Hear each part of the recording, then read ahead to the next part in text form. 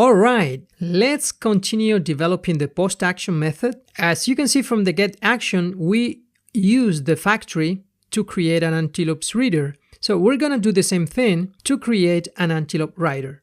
So the pattern would be to return this get factory, and then we're going to create a method called create AntelopeWriter because we're going to write an entity. And of course, we don't have this method. So you can see we can just use PHP Storm and click add method. And you can see that it was added to the factory. You can take a look here, Antelope's Backend API factory.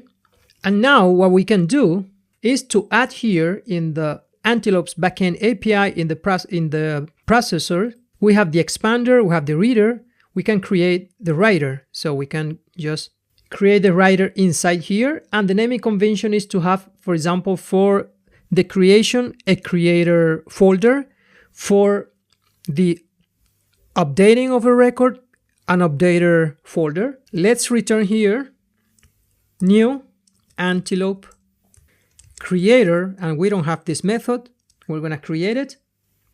And the Antelope Creator is going to need the facade. So we're going to pass this get Antelope facade because we have to call the Z layer through the facade.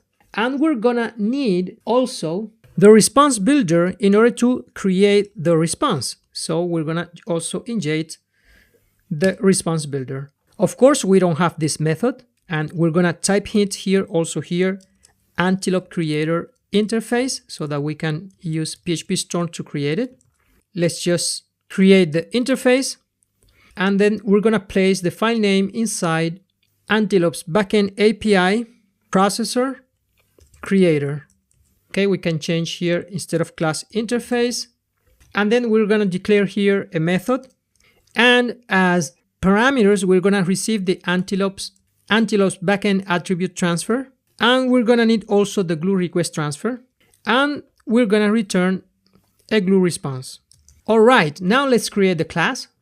We can go back to the factory. And here we can create the Antelope Creator class inside creator folder.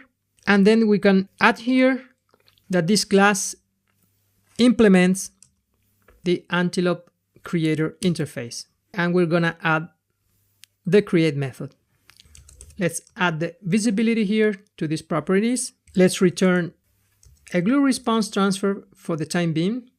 And now we can wire up the controller here with this get factory, create AntelopeWriter, then create Antelope, and we pass the Antelope Backend attribute transfer and the glue request transfer.